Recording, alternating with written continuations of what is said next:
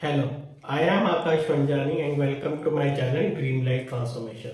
हम सब लाइफ में बहुत सारा पैसा कमाना चाहते हैं, खूब सारा पैसा कमाना चाहते हैं। हम चाहते हैं हमारे पास महंगी गाड़ी हो, हम वर्ल्ड टूर पे जाएं, हम पेंशन में रहें। तो उसके लिए हमें बहुत सारा पैसा चाहिए, बहुत सारी वेल्थ चाहिए। हम सोचते हैं कि वेल्थ से हमें वेल्थ होगी तो हम बहुत कुछ एंजॉय कर पाएंगे। तो ठीक है, मतलब ऐसा सच है या नहीं है तो मैं बाद में बताऊंगा। पर अभी मतलब इस पर चलते हैं कि आपको बहुत सारी वेल्थ चाहिए, मतलब आपको बहुत सारा पैसा होना चाहते हो, आप करोड़पति बनना चाहते हो या मुकेश अंबानी वगैरह करोड़पति है, आप उनकी तरह लाइफ चाहते हो। तो आपको क्या करना होगा? कई लोग तो आपको बताए थे कि ये कुछ मंत्र दे देते कि ये मंत्र का उच्चारण करो 30 दिन तक और आप बहुत अमीर बन जाओगे। या आप लॉटरी टिकट खरीदते रहे तो एक उम्मीद में कि एक दिन आपकी लॉटरी लग जाएगी और आप अमीर बन जाओगे। पर इस तरीके से अमीर बनना तो मतलब किस्मत का खेल हो गया। और मैं आपको सच बता रहा हूँ, अगर लॉटरी टिकट पे से आपको लग भी गई है लॉटरी तो आप कुछ थोड़े टाइम में फिर से नीचे आ जाओगे। ये रियलिटी है, मैं आपको पिंचिंग बात है, इसके बारे में हम बाद में डिस्कस करेंगे। इसमें मैं आपको कुछ बेसिक्स बताऊंगा कि आप ज्यादा पैसा कैसे कमा सकते हो अपने लाइफ में। उससे पहले कि हम ये जाने कि हम ज्यादा पैसे कैसे कमा सकते हैं, हमें ये समझने है कि एक कैश फ्लो क्वाड्रेंट जो जो मतलब रॉबर्ट कियोसाकी, जो जिसकी बहुत फेमस बुक है रिच डैड पुअर डैड, उस ऑथर ने एक बुक लिखी है कैश फ्लो क्वाड्रेंट। उसमें ये एक क्वाड्रेंट दिया गया है कि किस तरीके से आपके पास पैसा आता है। हमें उसको समझना बहुत जरूरी है कि हमारे पास पैसा आता किन किन वेज में, किन किन क्या क्या वेज हमारे पास पैसा आने की। आप कहोगे कि जॉब के कोई अकाउंटेंट होता है, कोई वो होता है, ये सब तो नहीं। मैं 4 बेसिक वेज बताऊंगा जिससे मतलब हर कोई चार चार कैटेगरी में फॉलो होता है जो भी पैसा आता है। चलो अब हम चलते हैं इस क्वाड्रेंट में। ई बी एस आई, इसे EBSI क्वाड्रेंट कहते हैं।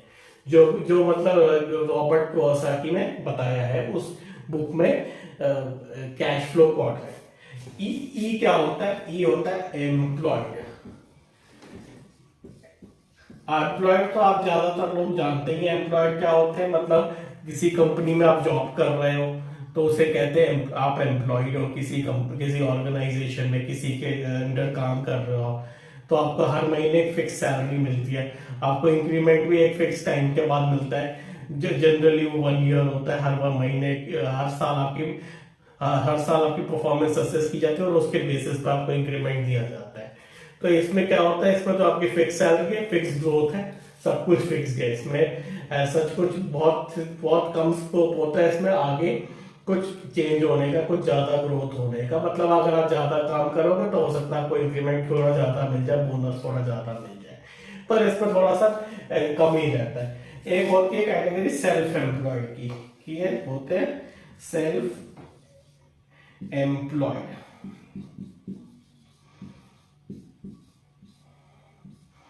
मतलब ये होते हैं, ये वो लोग हैं जो जो जो किसी के अंडर काम नहीं करते। ये अपना खुद से अपनी अपनी एम्प्लॉयमेंट करते हैं, मतलब खुद अपना काम करते हैं।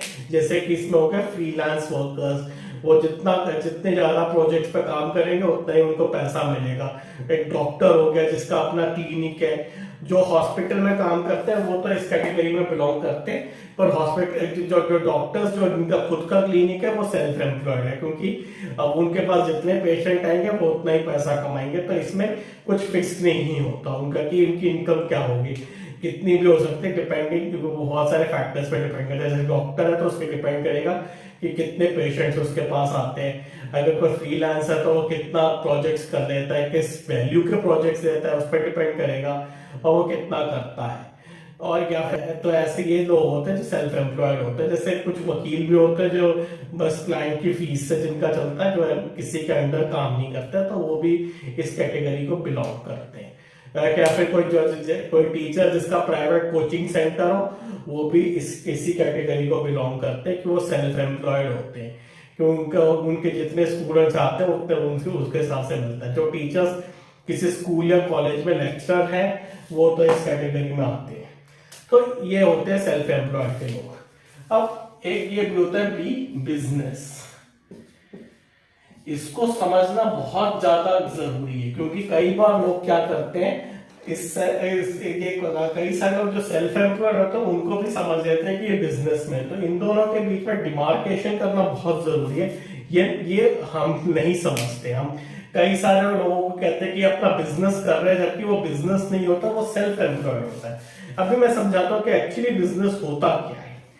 बिजनेस वो होता है जिसमें आपने एक बार सिस्टम सेट कर दिया, फिर उसमें आपकी एक्टिव इन्वॉल्वमेंट की जरूरत नहीं पड़ती है, पैसा आपके पास आता रहता है। जैसे कि आपने 100 लोगों को हायर कर लिया और कोई बिजनेस आपने शुरू कर लिया, और हर 100 लोग आपको हर कोई 100 रुपए कमा के देगा, उसमें से आप 99 रुपए उनको दे दोगे जो उनकी सैलरी होती है, कुछ भी होता है, और एक रुपया हर कोई कमा के देगा, तो आपके पास 100 रुपए हो जाएंगे। चलो आप इसको थोड़ा सा मैं अच्छी तरह से एक्सप्लेन करता हूँ तो आपको थोड़ा सा क्लैरिटी मिलेगी। जैसे कि एक छोटा किराने की दुकान है, जैसे आप किसी के यहाँ, तो वो जैसे दुकान पे जाता है, हम समझते हैं कि वो अपना बिजनेस कर रहा है, कि दुकान पे जा रहा है रोज और उसका माल बिक रहा है और फिर उसका पैसा आ रहा है। पर अगर वो दुकान पे नहीं जाए जिस दिन, या जिस दिन वो कभी बीमार पड़ जाए, दुकान नहीं खोली, तो उसका क्या होता है, पैसा नहीं आता। इसका मतलब वो उसका बिजनेस नहीं है। बिजनेस वो होता है, जैसे कि आप बिग बाजार को देखो, बिग बाजार का जो ओनर है वो क्या बैठा रहता है वहां पे बिग बाजार में। वैसे भी वो एक आदमी तो हर एक आउटलेट पे बैठ ही नहीं सकता। बिग बाजार को तो इतने ब्रांचेस है कि आपको पता ही नहीं है कि, मतलब गूगल पे सर्च मारोगे तो आपको कितने ब्रांचेस मिलेंगे, वो भी कुछ दिल्ली में, कुछ हैदराबाद में।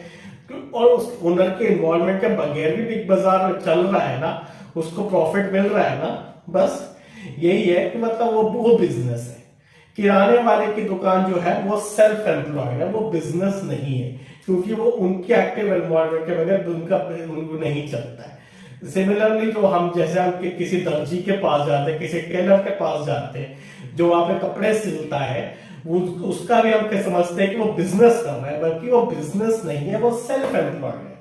अगर उसको अगर बिजनेस करना है तो वो एक बुटीक खोलेगा जहां पे बहुत सारे कुछ टेलर होंगे, 4-5, और वहां पे वो कपड़े वगैरह सब रखेगा, और फिर वो बिजनेस हो गया। तो इसी में हम कंफ्यूज हो जाते हैं कि हम कई सारे सेल्फ एम्प्लॉयड लोगों को समझते हैं कि बिजनेस, हमें एक्चुअल क्लैरिटी ही नहीं है कि बिजनेस होता क्या है। बिजनेस वो होता है जिसमें आपकी एक्टिव इन्वॉल्वमेंट की जरूरत ही ना पड़े, वो बिजनेस वैसे ही चलता रहे और आपके पास इनफ्लो आता रहे, आपके पास कैश आता रहे, वो बिजनेस है। तो ये हो गया, तो वो तो ठीक है, मैं बिजनेस समझ लिया। अब आई से क्या होता है, आई होते हैं इन्वेस्टर। इन्वेस्टर क्या होते हैं, ये थोड़ा ध्यान से समझो। इन्वेस्टर वो लोग होते हैं जो जिनके पास अपना पैसा होता है, वो अपना पैसा किसी दूसरे के बिजनेस में लगाते हैं, और उसका जो प्रॉफिट आता है दूसरे के बिजनेस में, उसका कुछ परसेंटेज उनको मिलता है। वो उसी समय जैसे एग्रीमेंट वगैरह साइन करता हूँ तो उसमें डिसाइड कर लेते हैं, जैसे कि वो कहते हैं कि मैं आपके बिजनेस में पैसा लगा रहा हूँ और जितना भी प्रॉफिट आएगा उसका 20% मेरे को मिलना चाहिए।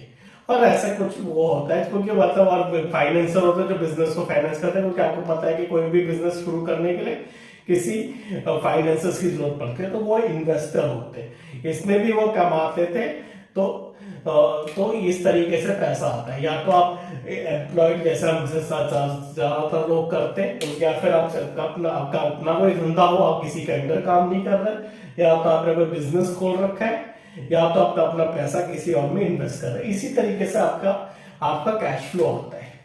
ये जो एम्प्लॉयड और सेल्फ एम्प्लॉयड की कैटेगरी है, इनको कहते हैं एक्टिव इनकम।